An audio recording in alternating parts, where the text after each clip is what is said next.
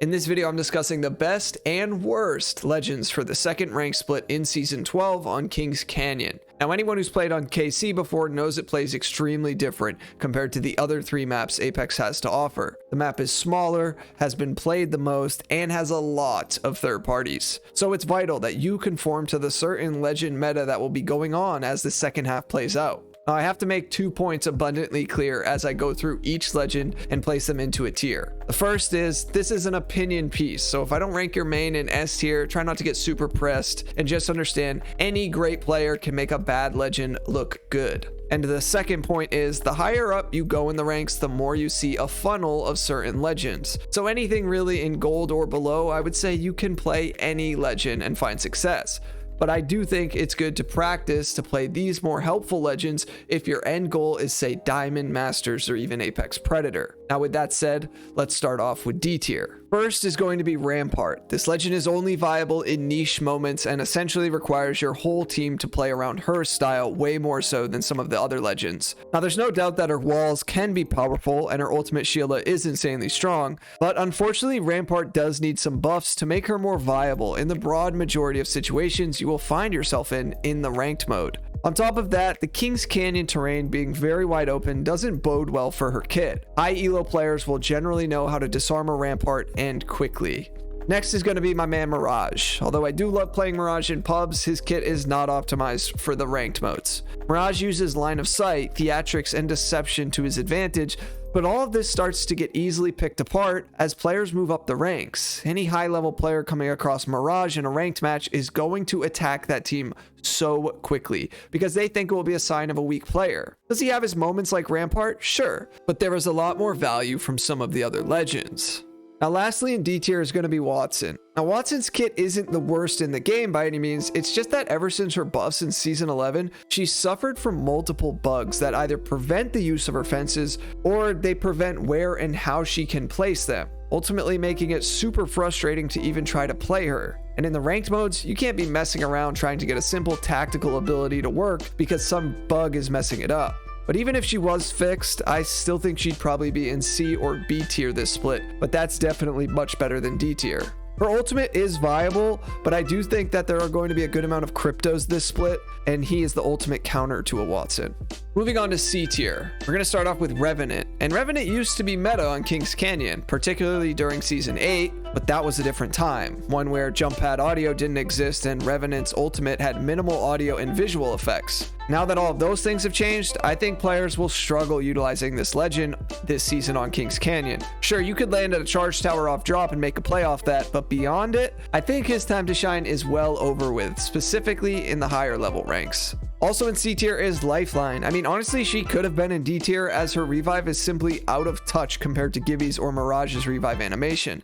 And Lifeline's whole character kinda centers around her being the medic, but that's a whole other story. Another bad thing about her kit is her ultimate. It has an extremely long cooldown. It's basically a trade-off for maybe some better loot, but on a smaller map like Kings Canyon, your location is getting revealed and players will be looking to come and fight you. My girl Lifeline needs some improvements, but yeah, we'll just have to wait and see on that. All right. Now that we've got some of the bad legends out of the way, let's get into the mediocre legends, B tier. These are legends that could thrive this split depending on who is playing them and how the rest of the team comp is made up of, but let's just start it off with Bangalore.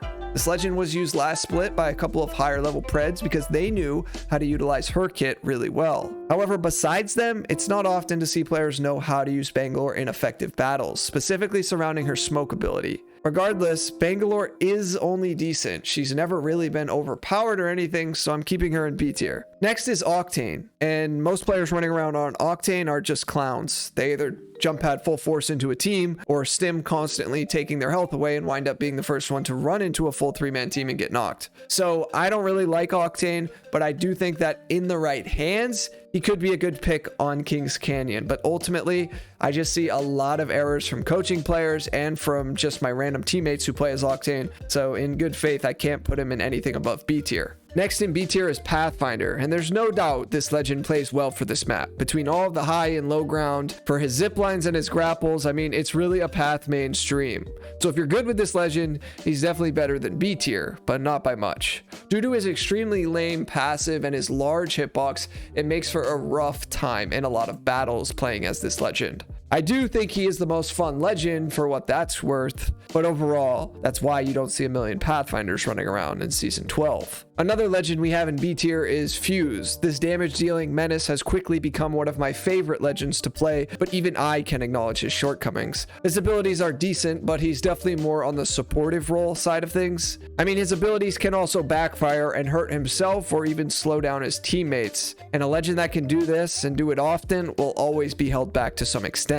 His knuckle cluster and grenade passive is probably the best part about his kit, and when you are successful getting a kill with his ultimate, it's very satisfying. I think this legend does play well on Kings Canyon, but he's definitely not going to be top tier for most players. And lastly, on B tier, we have Fuse's arch nemesis, Mad Maggie. She has potential to pair well with Kings Canyon because of the awkward terrain and her ultimate creating a boost for her squad mates. I don't think you can go too wrong with at least trying her out this split because of, well, her tactical, if placed correctly, is surprisingly good. I would, though, recommend pairing her with another mobility legend and maybe a second damage-dealing legend like Fuse, Caustic, or Gibraltar. Now with the best of the best. Well, second best, but there are some surprises compared to the first split, so I think you'll want to hear this. I think you will be seeing a lot more Lobas this split. See, on Kings Canyon, the map is definitely the smallest out of the four. The POIs are a bit closer to one another, and this means her ultimate will have some more range on it when it comes to securing some of the best loot for you and your team. Her tactical is really just meh in terms of its practicality. Some moments it will be good, whereas others, well, let's just say some of the other movement legends are better options. But I do think Loba is good this split, and you're going to see a lot more of her. Second in A tier is Horizon. Now, honestly, she could probably be an S tier if somebody made the case for her. But either way, she will really shine on this map due to all of the different elevation Kings Canyon has to offer. From her tactical alone, I think she's extremely strong for not just her, but her teammates as well.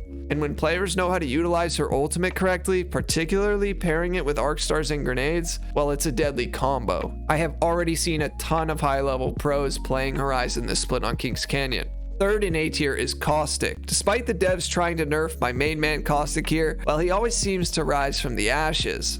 I'm just being dramatic. Caustic is good on Kings Canyon, and he kind of always has been. His ability to hold specific areas with his gas and force teams who are stagnant is incredibly valuable. However, KC does have a lot of open ground, so that's where Caustic has to be careful. But if you get this bad boy to endgame, it should end in your team's favor. If you're looking for ways to improve with him, I have a handful of different videos on Caustic on my page. Now, I think the last one in A tier is really going to shock some of you. Seer. He is a sleeper pick this split, as he's not as good as Bloodhound in some moments, but he does have a few instances where he can provide a lot more information just in different ways than Bloodhound can. And there have already been some high-level players using Seer to get Predator rank, and I can honestly see why. His heartbeat sensor coupled with his ultimate really just offers so much information for teams as they go about taking fights or trying to leave them. So I don't think you can go wrong with having a Seer on your team this split. Okay, we have reached the best legends for Season 12 Split 2. Starting off S tier, we have Crypto. Now, surprisingly, Crypto is pretty darn good on this map. I think he has always performed well on Kings Canyon because of the charge towers and the nature of the map being a bit smaller. Plus, he does have his own POI on this map, so I think it is pretty fitting. But seriously, Crypto coupled with the right team comp can make for some really insane plays that make it difficult for enemies to counter it. EMP portal pushes is just one that comes to mind and can be suitable for the more aggressive playstyle. But also, Crypto really assists with calculated pushes because knowing how many teams are in the area when you are going to take a fight is critical info on Kings Canyon. So make sure to utilize the banners that tell you how many teams are within the 200-meter range of you. Second in S tier is Bloodhound, and this one should come as no surprise as the instant wall hack is just too valuable in any situation you will find yourself in. Bloodhound is a great solo queue pick if that's what you'll be doing this split, and they are also great if you are playing squatted up. Now, speaking of teammates, if anyone is interested in joining my Discord to be able to find more teammates to play with, check out my link in the description of this video. Third in S tier, we have Valkyrie, and this pick is basically essential for the ranked experience because her ultimate is just unmatched when it comes to making rotations, and this will be extremely valuable as you try to navigate throughout Kings Canyon. Valkyrie's jetpack passive is also one of the best mobility mechanics Apex has seen to date, and it really makes fighting against her very difficult at times. So I can't recommend enough having a Valkyrie on your team. Next, we have Gibraltar, and I don't think anyone in their right mind truly enjoys playing Gibraltar, but if you can find someone who does and plays him well, he is definitely an S tier pick. Most would be surprised to hear this if they were new to Apex or they only dabbled in pubs, but Gibby is used a lot in high level play, ranging from ranked to competitive Apex. The bubble, the arm shield, and his defensive bombardment are all three amazing abilities to assist your team in lots of different scenarios. Now, second to last in S tier is Wraith. This legend is a great option for the mobility role on the team. The portal plays you can make with her are amazing if you need to get in or out of a fight, but she also becomes extremely valuable in endgame scenarios. Well, Wraith has never really been obsolete when it comes to pick rate, but I do think we'll see a lot more Wraiths this split compared to than we did on Olympus.